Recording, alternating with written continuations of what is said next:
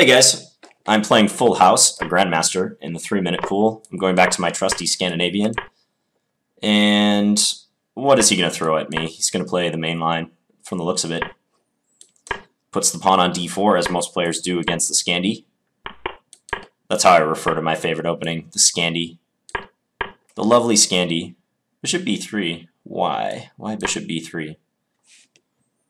I have a little secret to confess. If white castles kingside in the Scandinavian, I never really feel afraid. I don't think it's like that great of an idea for white. Well, it's fine, but I don't think white gets an advantage, let's say, from doing so. Should I go kingside or queenside? Let's go queenside. A, because it's a video, and B, because I think it's probably the best move. Now let's try to prepare g5. I could do this also with rook hg8, but yeah, I guess we're going h6. Yeah, this bishop's poorly placed, isn't it? This should be fun. I'm just going to try to go g4 and weaken him. Maybe he'll play g4. He might. He does. Okay. Now, can I make it spicy and play h5? h5 he can take with his knight. Let's prep this idea. Let's go here. I mean, it's pretty obvious what I'm going for now with this pawn break. But the funny thing is I don't think he can do much about it, you know? He can play knight f6 now. He's going back with his queen. Yeah, I mean, this has to be the right decision. Now, I was going to take here. Is that good? I could take with the pawn. He takes here. I'll take with the pawn also looks good. Let's do that. And I take check. Can't I just do this now? Oh yeah, you're in big trouble. Do you even have a defense to rook h1? Doesn't look like it. Yeah, I think this is over. No defense that I see. He resigned. Okay. Well, his problem in that position, like after I castle queenside, is that his potential queenside pawn storm, which would be the traditional attacking mechanism when we have opposite side castling, his pawn storm is not far along at all. It doesn't even exist yet. And he's already diverted his queenside rook to d1. So his position is not really geared towards really threatening me with these pawns. His bishop on b3 is blocking the b pawn. Takes him several moves to get organized. So this is an interesting decision whether to castle short or long, because often I found that this type of decision comes down to your opposition. The traditional advice would be, if you're playing someone lower rated than you, or someone you really want to beat, you're not really satisfied with the draw against them, you should try to unbalance it and, you know, maybe go castles queenside if you think it's safe enough.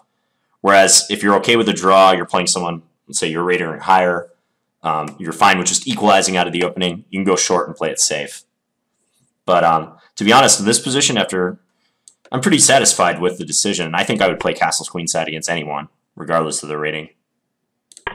Even if a draw was needed to win the tournament or something, I'd still be really sorely tempted to do this. Let's see what the engine thinks. Engine says castle short, but I doubt there's going to be a huge difference in the eval, because I think black's comfortable either way. Yeah, it's not much. I mean, this is effectively no difference in the evaluation. I could go back and show you the other moves, but really there's not much to be said.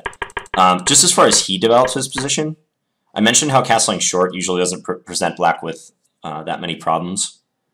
It's hard to describe in a few minutes like why that's the case. I guess the main thing is that when white castles long, they have more of an attempt to break through in the center earlier in the Scandinavian. Like for instance, the main line, or one of the main lines, is bishop d2, e6, knight d5, using a discovered attack on the queen. Queen d8, take. Check. And then regardless of how black takes, white will soon play queen e2 and then castle long. And the juxtaposition of the rook on d1 and the queen on f6, or the queen on e2 facilitating d5, like using the pin on my king, that makes it harder for black to equalize and gain counterplay. But when white just kind of develops lackadaisically and is satisfied with castling short, I never feel in any great danger, I guess, in this type of position. Bishop b3, also, I don't really see the point of that move. It's kind of useful because the bishop can sometimes get hit by black's knight if he goes knight b6. Most of the time when bishop b3 it's played in order to defend the c2 pawn further. But he's already played queen e2, and I don't think his bishop really belongs on d2 anyway, so nor would I really take that pawn on c2, even if I could, because that usually just leads to problems. So I think bishop b3 is maybe a little bit of a redundant move. I did this just to threaten this cheapo queen takes g5 or bishop takes f6. He went back. Ah, queen h5. Okay, computer points out a good resource. Sometimes black can do this. It's a nice one. Swinging the queen over and taking advantage of the pin. And yeah, he probably has to play h3 because I'd be threatening to remove his knight and then checkmate him on h2 using my queen and bishop together. So let's say h3, and sometimes you can even sack on h3 here, but probably better to just do this and go into an endgame that's very pleasant for black. I just have a structural advantage. He's got wrecked pawns. So, yeah, that was a nice one. I just went back to c7. I actually don't even really need to move my queen. I don't know why I felt it necessary to move the queen. But this does threaten bishop takes h2. And c7 is the square black will try to retreat their queen to in the Scandinavian, most lines. Okay, so I castled long. He did this. I went h6. I sort of wonder if putting a rook on g8 is better, but the advantage of h6 is I don't have to commit my rooks yet. Like, let's say I play rook dg8 here. It's almost like I'm putting all my eggs in one basket before I even have my pawn storm going. So I think I'd rather prepare the g5 move and position my rooks accordingly after that, then commit my rooks first and then try to throw the pawns up. In this exact position. I'm not saying that's always the best strategy, but here, given how flexible both sides are at the moment, I think that's probably the best thing to do. I could also play, like sometimes I'll do g5 like without any preparation here. That would be kind of extreme, but it's just playing it like purely like a gambit. Reasoning that the pawn on g7 was just a hindrance anyways to black's attack, so maybe just play g5 and give it up. But yeah, I'm pretty sure that's not quite sound here. He could maybe even play g4 and then after retreat, like choose which way he wants to capture on g5. So I went h6, went bishop c4. I saw no reason not to play g5, so I did it. He did this. Computer always wants me to play king b8. A useful move, but I don't know why king b8 would be necessary right now. Unless he could somehow play like d5 and then clear the diagonal for his bishop to capture the pawn on a7, but that seems far-fetched. So, yeah, he's probably in quite a bit of trouble here. The best move the engine can come up with is knight e5, giving back a pawn if I want it. Or giving a pawn if I want it. But it thinks that he has good play if I do take that pawn. Okay, so he has to do something extreme now. He did that. I just traded and played knight f6. Engine likes it. Yeah, and it likes h5 too. Good. Good stuff. Take. Yep, and I can just take here. This is nice.